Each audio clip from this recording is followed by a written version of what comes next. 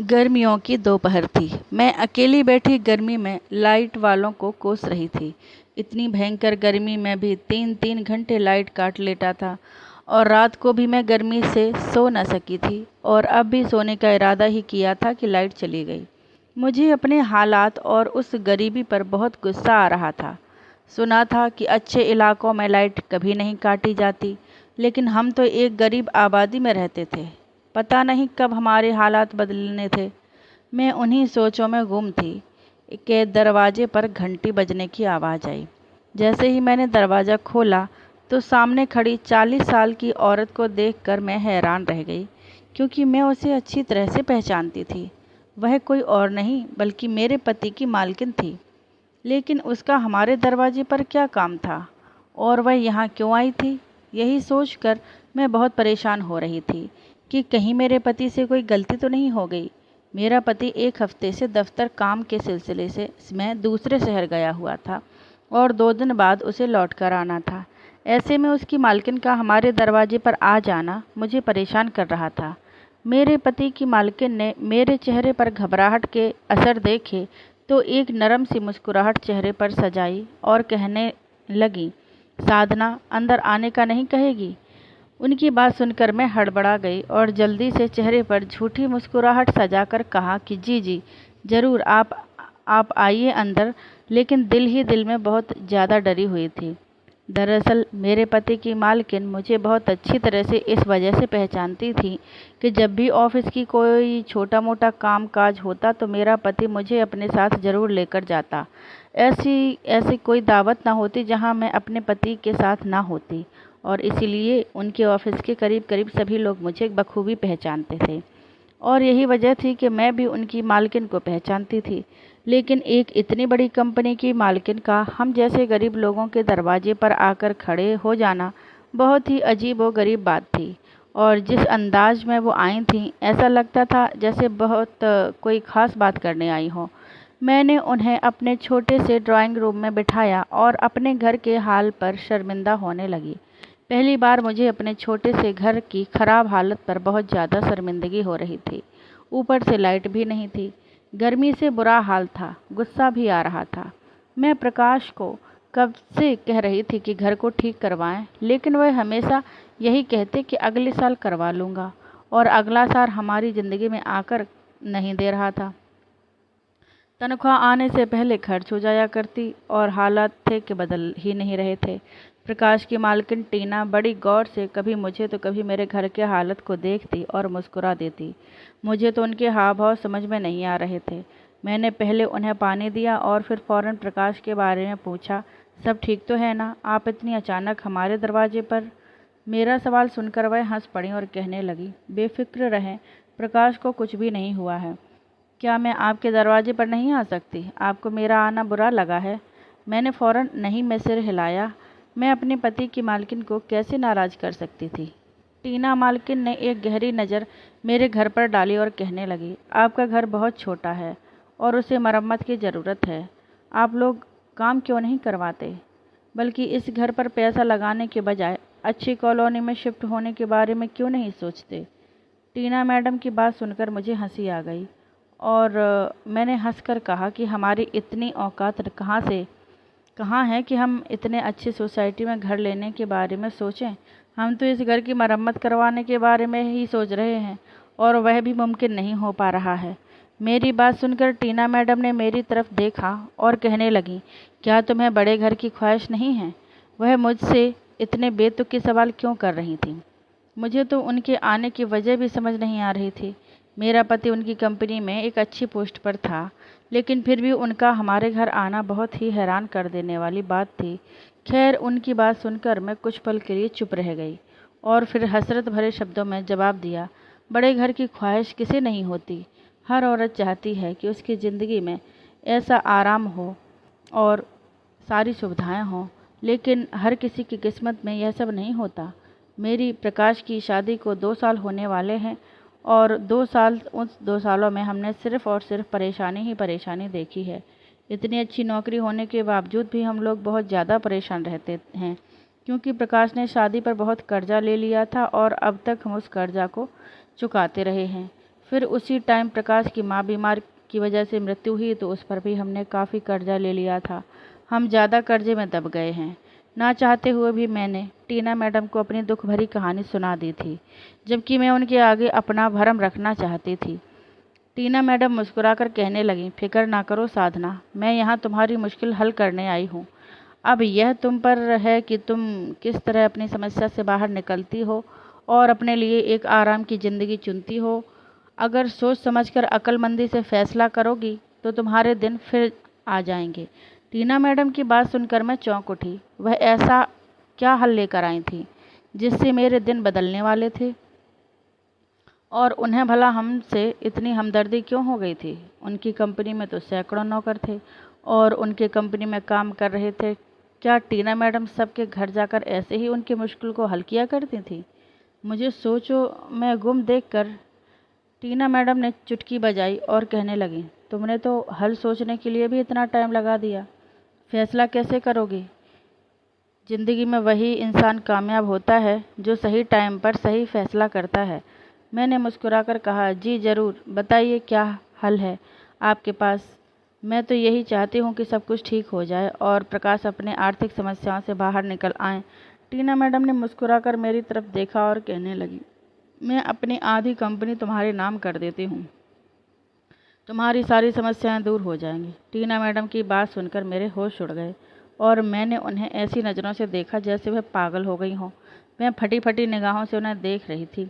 वह कहने लगी, मैं सच कह रही हूँ, मैं वाकई में अपनी आधी कंपनी तुम्हारे नाम कर दूँगी और डिफेंस में एक बहुत बड़ा बंगला भी तोहफे में दूँगी, बल्कि तुम्हें अपने साथ अपने ही बंगले में रख लूँगी।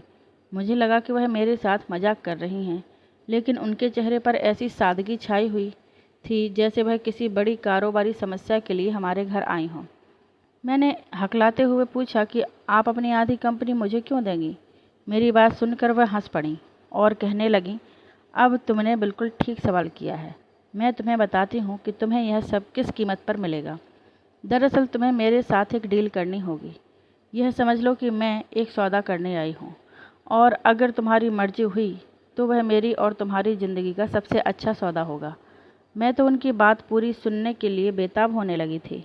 मैं तो ख्वाब में भी नहीं सोच सकती थी कि मुझे बैठे बैठे बिठाए ऐसी ऑफ़र मिल सकती है। मैंने सोच लिया था कि वह जो भी कहेंगी मैं झट से मान लूँगी। उसके बाद टीना मैडम ने जो डील मेरे सामने रखी वह सुनकर तो मेरे जैसे होश ही उड़ गए और मुझे लगा उस बुढ़ी का दिमाग खराब हो गया है।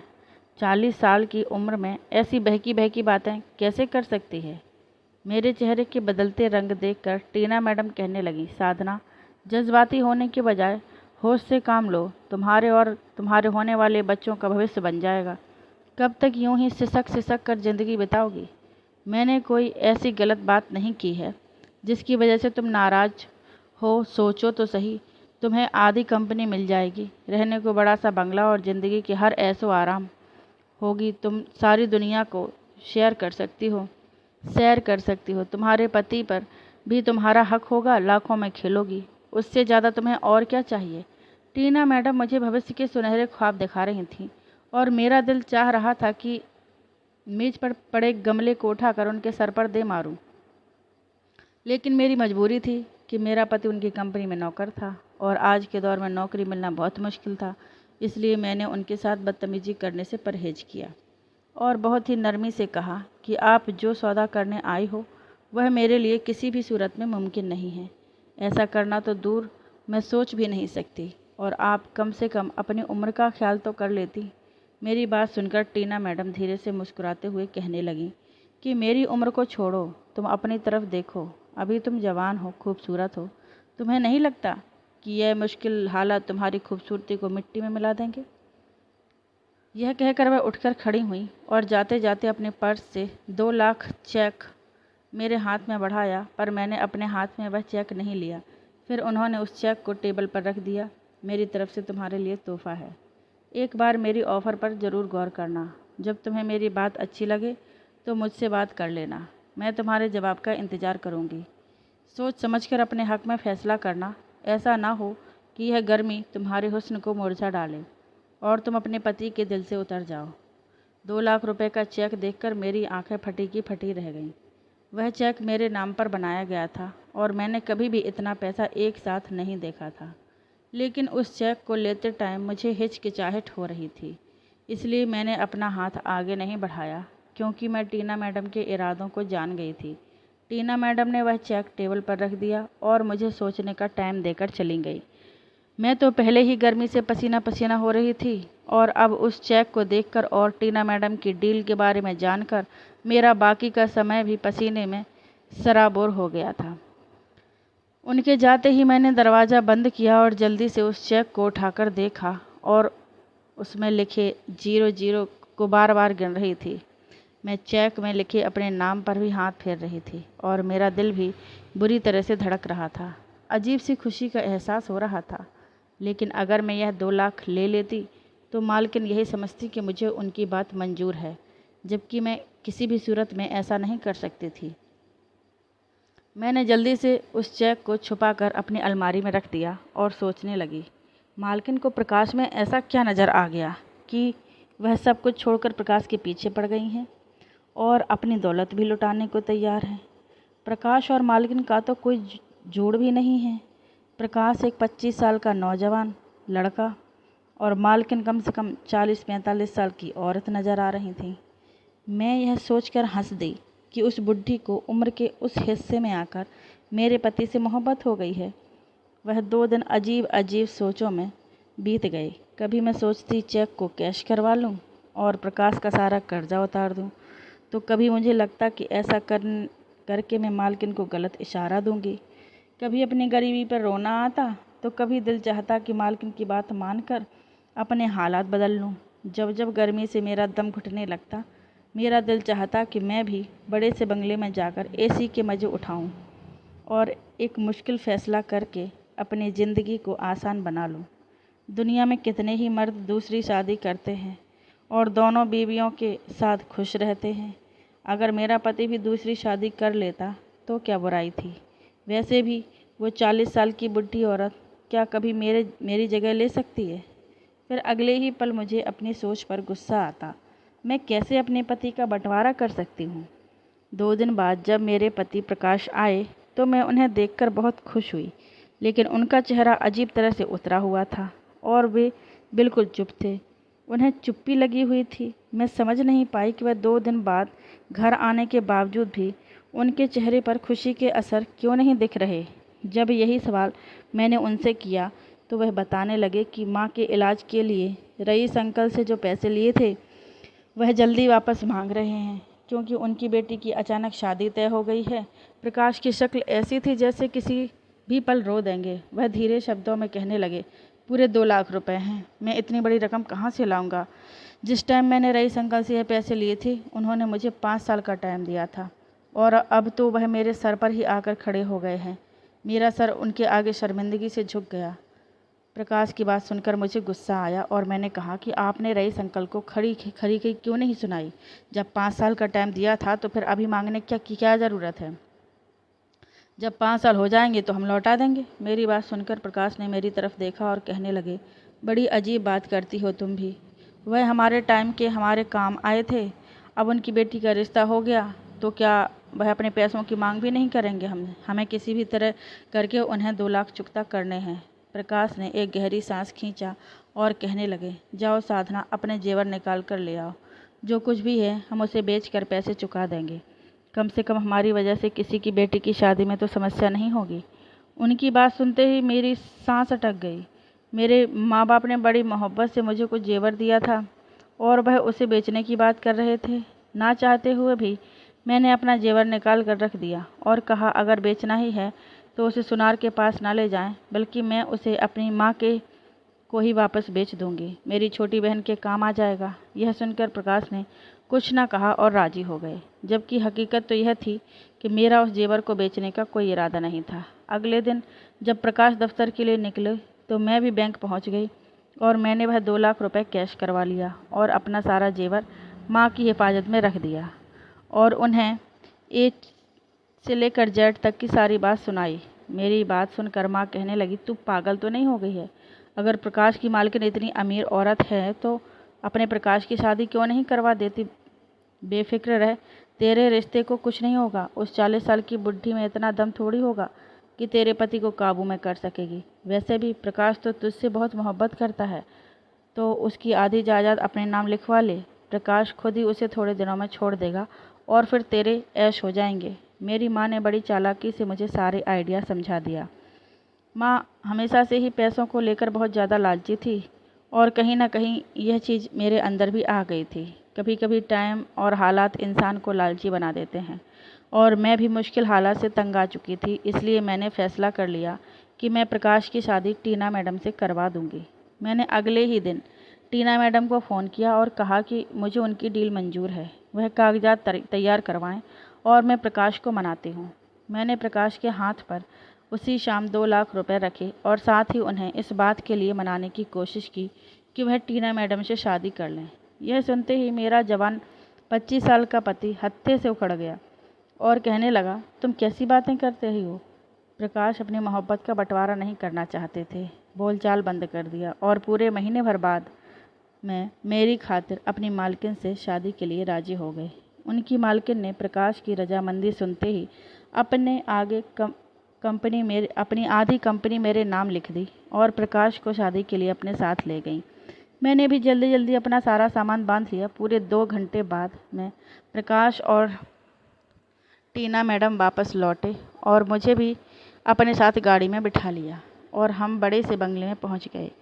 वह बंगला नहीं मेरे ख्वाबों की तस्वीर थी जो मुझे मिल रही थी। मैं तो खुशी से दीवानी हो रही थी। कभी मैं टीना मैडम की शक्ल देखती, कभी प्रकाश की। वह बिल्कुल चुप था और टीना ने मैडम के चेहरे पर खुशी नज़र आ रही थी और मैं सोच रही थी कि यह खुशी बस कुछ ही दिनों की मेहमान है, क्योंकि प्रकाश ज़्यादा टाइम तक टीना मैडम के साथ नहीं रह सकता। ना ही वह खूबसूरत थी और ना ही जवान थी। भला वह मेरा मुकाबला कैसे कर सकती थी। लेकिन उस घर में पहली ही रात मेरी आंखें हैरत से फटी की फटी रह गईं। जब रात के टाइम मेरे बेडरूम में टीना मैडम चली आईं और आते ही बिस्तर पर लेट गईं और कहने लगीं कि मैं रात को यहीं तुम्हारे पास सोऊंगी। मैं कुछ हैरान हुई कि मेरे पति की मोहब्बत में डूबकर उन्होंने मेरे पति से शादी की थी, वह क्यों पहली रात मेरे कमरे में चली आई थी। मैं दिल ही दिल में खुश हुई कि शायद प्रकाश ने उन्हें उनकी औकात बता दी है। उस रात मुझे बहुत ही आराम से नींद आई और मैं अगली सुबह भी बहुत ही खुश थी। जब मैं तैयार होकर कमरे से निकली तो मैंने प्रकाश को बाहर से आते हुए देखा। मैंने हैरत से पूछा, प्रकाश आप सुबह ही सुबह कहाँ चले गए थे। प्रकाश ने बड़ी नाराज़ नज़रों से मेरी तरफ देखा और कहने लगा, तुम अब इस तरह के सवाल जवाब करने का हक नहीं रखती हो। मैं कहाँ जाता हूँ, कहाँ से आता हूँ, उसकी फ़िक्र तुम छोड़ दो। बस आराम की ज़िंदगी बिताओ। तुम्हें यही सब चाहिए था। मेरी कुर्बानी करके तुम्हें सब हासिल हो गया है। यह कहते प्रकाश टीना मैडम के पास चले गए और मैं दिल ही दिल में सोचने लगी कि बस कुछ दिनों की बात है, प्रकाश का रवैया ठीक हो जाएगा। वैसे भी टीना मैडम के साथ उनका कोई भी तालमेल नहीं बनता, तो फिर मुझे किस बात की परेशानी होनी थी। मगर मुझे क्या मालूम था कि मैं कितने बड़े राज को नहीं जानती थी। मुझे तो यह मालूम ही नहीं था कि शादी के पीछे क्या राज हो सकता है। धीरे धीरे दिन बीतते गए। हर रात टीना मैडम मेरे कमरे में चली आती। मैं हैरान थी कि वह प्रकाश के साथ होने के बजाय वह मेरे पास क्यों आती थी। जब मैं प्रकाश के पास जाने की बात करती तो मुझे भी रोक दिया करती और एक रात तंग आकर मैंने कमरे से निकलने की कोशिश की तो टीना मैडम ने दरवाज़ा लॉक कर दिया और कहने लगी, तुम्हें बाहर जाने की कोई ज़रूरत नहीं है। उनके तेवर बहुत बिगड़े हुए लग रहे थे। उन्होंने मेरा हाथ पकड़कर खींचकर बिस्तर पर लिटा दिया। गुस्से के आलम में गुर्रा कर कहने लगी, मैंने तुम्हें अपनी आधी कंपनी दे दी है और अपने बंगले में तुम्हें जगह भी दी है। तुम्हें किसी और चीज़ की ज़रूरत है तो मुझे बताओ, लेकिन रात को तुम यहीं मेरे साथ रहोगी। मैंने उन्हें साफ साफ शब्दों में कहा कि प्रकाश का रवैया मेरे साथ बिल्कुल बदल गया है। वह मुझसे सीधे मुंह बात भी नहीं करते हैं। उन्हें मनाना चाहती हूँ। 2 पत्नियों के होते हुए भी वह बिल्कुल अकेले रह रहे हैं। टीना मैडम कहने लगीं कि प्रकाश अकेला नहीं है, उसकी बीवी उसकी दिल जूही के लिए मौजूद है।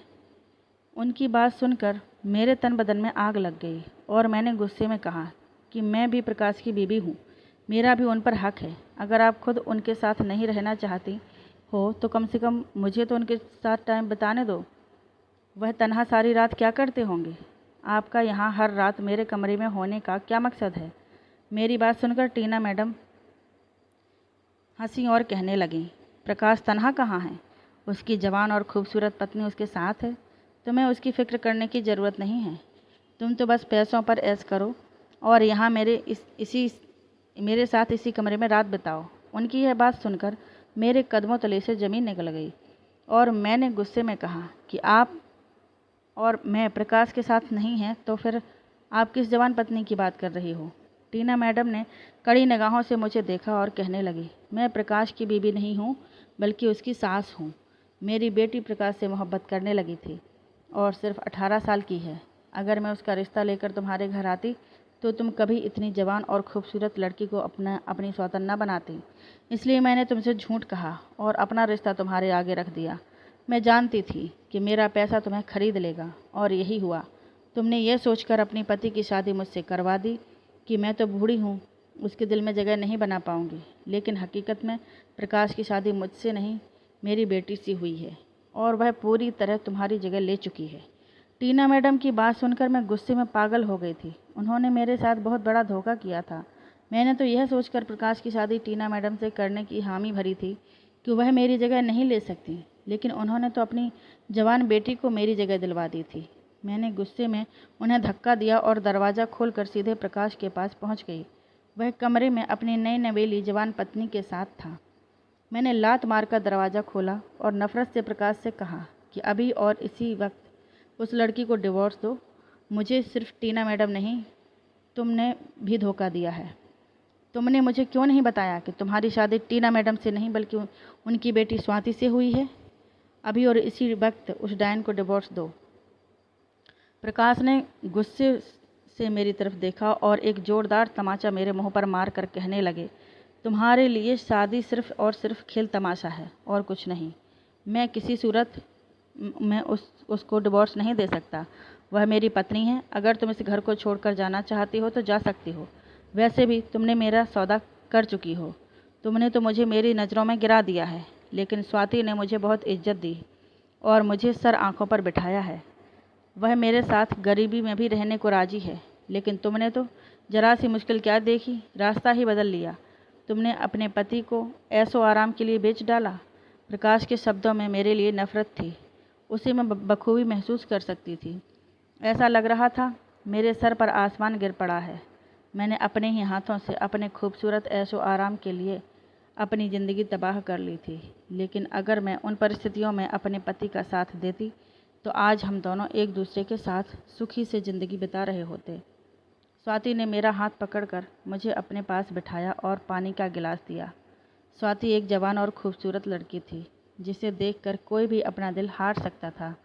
वह मुझसे कहने लगी कि आप मुझे अपना लीजिए, मैं कभी आपके साथ कोई बुरा सलूक नहीं करूँगी। हम दोनों मिलकर प्रकाश के साथ एक घर में खुशी खुशी अपनी ज़िंदगी बिता सकते हैं। मैं पूरी तरह टूट कर बिखर चुकी थी, क्योंकि मैंने प्रकाश की आंखों में अपने लिए नफ़रत देखी थी और यह नफ़रत सिर्फ़ और सिर्फ मेरे लालच की वजह से आई थी। मैंने स्वाति के आगे हाथ जोड़े और कहा कि अपनी सारी दौलत वापस ले लो, लेकिन मुझे मेरा पति लौटा दो। लेकिन उसने साफ मना कर दिया कि अगर वह किसी भी सूरत में प्रकाश को नहीं छोड़ेगी। आखिरकार मैं ही हार गई। स्वाति को अपनी सौतन बनाने के लिए मान गई। वह एक पढ़ी लिखी और अच्छी लड़की थी। उसने मेरा हक पूरा दिया और प्रकाश को मजबूर किया कि वह बराबरी से मुझे मेरा हक दिया करें। आज मैं स्वाति और प्रकाश एक घर में रह रहे हैं। मैं आईने में खुद को देखती हूँ तो अपने आप से नज़र नहीं मिला पाती हूँ। यह सब मेरे लालच का नतीजा था और शायद मुझे सारी ज़िंदगी प्रकाश के आगे इसी तरह नज़र झुकाकर रहना था। अगर एक औरत मुश्किल हालात में मर्द का साथ दे तो जल्दी हालात बदल जाते हैं, लेकिन अगर औरत मर्द का साथ छोड़ दे तो हालात पहले से भी ज़्यादा बदतर हो जाते हैं और सबसे ज़्यादा नुकसान औरत का ही होता है। यह थी मेरी आज की कहानी। तो दोस्तों, कैसी लगी आप लोगों को मुझे कमेंट करके ज़रूर बताइएगा। अच्छा लगे तो लाइक एंड सब्सक्राइब करना ना भूलिएगा। Thanks for watching.